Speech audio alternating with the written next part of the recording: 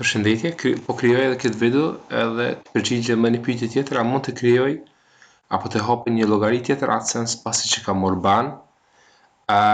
Kam kriju edhe këtë skicën këtu, pas zëm se shembull llogaria e parë që keni qenë me kam vu këtë emrin të John Smith, edhe keni përdorur këtë websajtin, edhe me këtë websajtin llogaria ju është suspenduar, apo keni marrë ban, atëherë po mund ta krijojnë edhe një tjetër.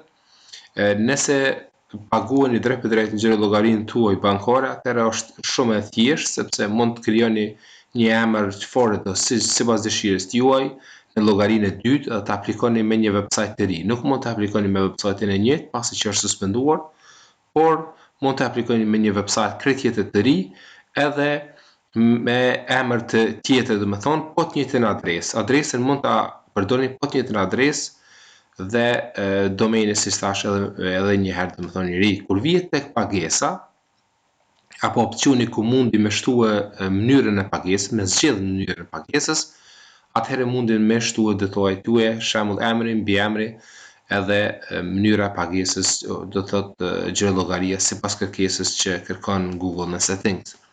Pra po mundesh, edhe pse me rregullat Google-s nuk është e lejuar kësaj, por ju mundeni pa asnjë problem.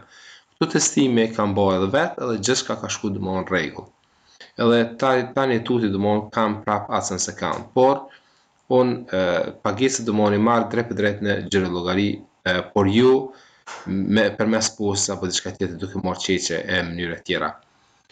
Por për disa qofshin Shqipëri, Kosovë, këto vende tjera domthon në Maqedoni, në vendet shqiptare, atëherë ju preferoj domthon që të përdorni një emër tjetër familjar, të saktë, por familjar, qoftë prindi, vëllau apo dikush tjetër në familje, qoftë edhe shoku për shembull, edhe i dërgon ato çeçet, por pagesat duhet patjetër të shkojnë tek personi me atë emër, sepse kur Google dërgon një çeç drejt drejt apo një çek në përmes postës në shtëpinë apo në adresën që është rrethuar me Google Adsense, atëherë shkruan edhe emrin, mbiemri, do thotë shuma totale e paraqitur edhe emri i bankës në cilën do paguat.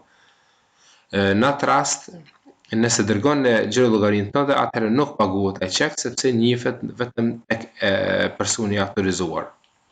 Kjo është ai ndryshimi, domethënë, por më së miri domethënë është që të shtosh llogari bankare, nëse kjo është e mundshme, atëherë opsioni është jashtëzakonisht shumë a favor për ty. Kjo është sa për kësaj video, të përgjigjem edhe kësaj pyetje. Faleminderit shumë edhe ndëgjojmë edhe në video të tjera.